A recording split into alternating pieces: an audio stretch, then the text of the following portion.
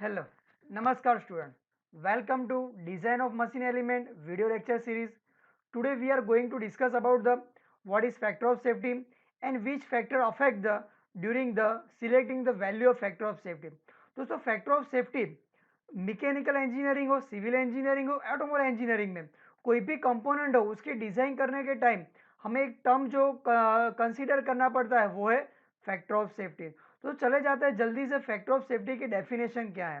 दोस्तों factor of safety की definition में आप ऐसा लिख सकते हो, it is the ratio of maximum stress upon working stress. क्या? It is the ratio of maximum stress upon working stress. देखो वर्किंग स्ट्रेस को हम क्या बोल सकते हैं? नॉर्मल स्ट्रेस भी बोल सकते हैं। ओके दोस्तों, मैं सिंपल लैंग्वेज में आपको समझा देता हूं कि भाई फैक्टर ऑफ सेफ्टी क्या है। दोस्तों सिंपल लैंग्वेज में आपको बताऊं तो फैक्टर ऑफ सेफ्टी, अगर आप कोई बाजार में कोई चीज लेने जाते हो जिसकी वैल्यू कितनी है, 100 रुपीज है, और आप अपने साथ 100 रुपीज लेके जाते हो, नहीं, थोड़े से आपकी सेफ्टी के लिए थोड़े ज्यादा पैसे लेके जाते हो। अगर आप अपने साथ 200 रुपीज लेके जाते हो तो उसका मीनिंग क्या हुआ? आपकी मैक्सिमम स्ट्रेस है वो 200 है, नॉर्मल स्ट्रेस है, वर्किंग स्ट्रेस है वो कितना है? 100। तो आपकी फैक्टर ऑफ सेफ्टी कितनी हुई? 2 हुई। ओके दोस्तों, फैक्टर ऑफ सेफ्टी क्यों जरूरी है?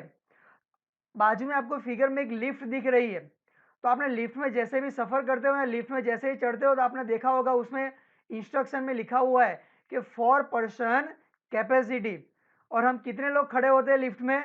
4 लोग खड़े होते हैं? कभी नहीं, हम 4 से ज्यादा ही खड़े होते हैं। ओके, तो इसीलिए हमें उसकी डिजाइन करने के टाइम उसके जितना लोड उस पर अप्लाई होने वाला है उससे ज्यादा कंसीडर करके ही हम क्या करते हैं, उसको कंपोनेंट की डिजाइन करते हैं। क्यों? जैसे वो मटेरियल, वो डिजाइन जो है, वो कंपोनेंट जो है वो फेल ना हो जाए, ओके, ब्रेक ना हो जाए।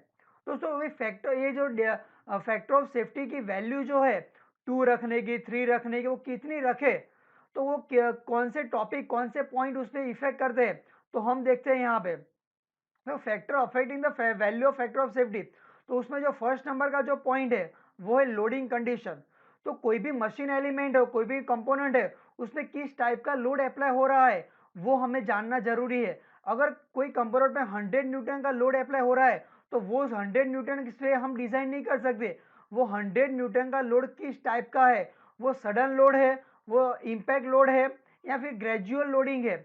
अगर वो नॉर्मल लोडिंग है 100 न्यूटन का तो हमें फैक्टर ऑफ सेफ्टी की वैल्यू थोड़ी कम रखेगा तो चलेगा। अगर 100 न्यूटन का लोड इम्पैक्ट लोड है, इम्पैक्ट लोड का मीनिंग क्या होता है? वो 100 लोड किसी हाइट से हम ड्रॉप करते हैं। अगर वो 100 लोडिंग इम्पैक्ट लोडिंग है तो हमें फैक्टर ऑफ सेफ्टी की वैल्यू क्या रखनी पड़ेगी? थोड़ी ज्यादा रखनी पड़ेगी। जो सेकंड नंबर का जो टॉपिक है वो है डिग्री ऑफ इकोनॉमी।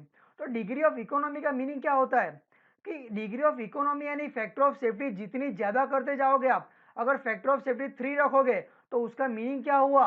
वो कंपोनेंट की जो वैल्यू है, वो कॉस्ट है, वो कॉस्ट क्या हो जाएगी? बढ़ जाएगी। क्यों? क्योंकि जितनी फैक्टर ऑफ सेफ्टी ज्यादा रखोगे तो क्या होगा?